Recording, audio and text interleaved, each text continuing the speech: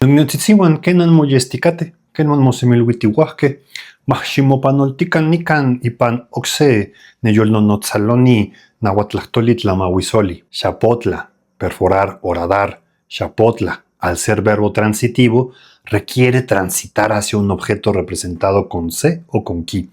En tiempo presente, diría de la siguiente manera: Nixapotla, Nixapotla, Nixapotla, Tixapotla, Tixapotla, Tixapotla, Quixapotla, Quixapotla, Quixapotla, Tixapotlaj, Tixapotlaj, H pluralizante al final, Anquixapotlaj, Anquixapotlaj, Quixapotlaj, Quixapotlaj, Quixapotlaj. Itechpatexcatxapotla tlachia insemanahuac, campase sensatzayanalistli, nextia se ichtacatlahtoli. Contempla el mundo desde un espejo perforado, donde cada grieta revela un secreto. He gazes upon the world from a perforated mirror, where every crack reveals a secret. Esta oración nace de una imagen profundamente filosófica del pensamiento náhuatl. El tlamatini, el sabio, que no mira el mundo desde una superficie lisa, tampoco mira desde la comodidad, ¿verdad? En realidad, mira desde un espejo horadado. Y aquí el verbo, precisamente, xapotla, perforar, horadar, nos permite entrar en una lectura pues, un poco más profunda, un poco más honda, pero que nos interpele, puesto que perforar no siempre significa destruir algo, puede significar el abrir una posibilidad de visión, de pensamiento, y también a veces horadar es romper la superficie para que aparezca lo que estaba oculto. En el texto del Tlamatini, estudiado y traducido por Miguel León Portilla, el sabio aparece como una luz, un ocote que no ahuma, y esa imagen es muy fuerte puesto que no se trata de una llama que presume su brillo, sino de una luz que ilumina sin llenar de humo de ocote la mirada y el pensamiento, de una luz que aclara sin ensuciar, cosa muy difícil en estos días, ¿cierto?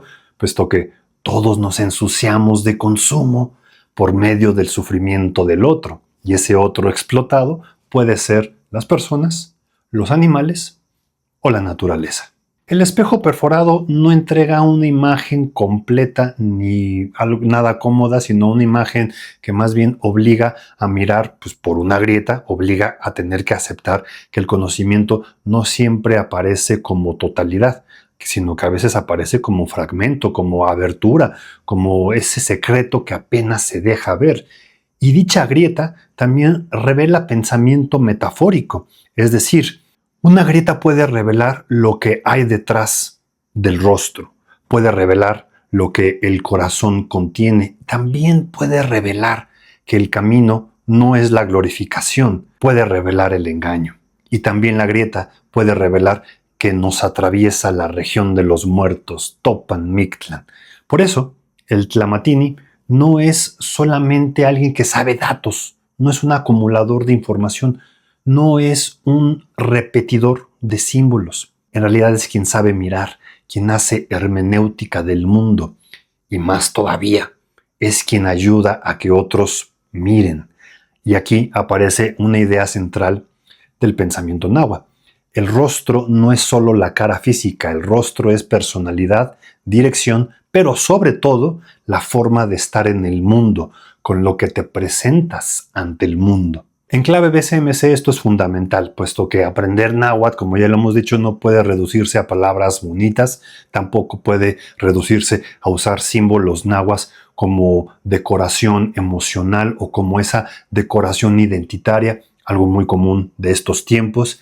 Por eso xapotla también puede pensarse como un acto crítico, perforar la imagen falsa, horadar el símbolo vacío, atravesar la superficie domesticada de la cultura. Porque hay espejos que no revelan nada en realidad, solo devuelven vanidad. Por ejemplo, el espejo del nacionalismo vacío, ese es uno. La mexicanidad glorificada tiene sus espejos de obsidiana y que se venden bajo la lógica del capitalismo.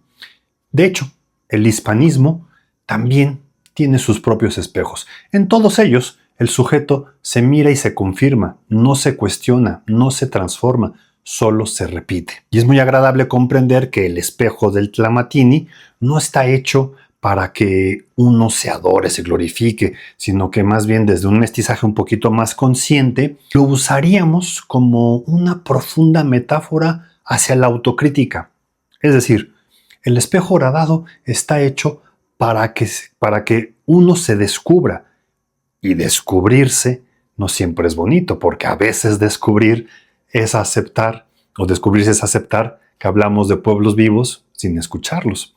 A veces es reconocer que usamos palabras nahuas sin cargar su historia.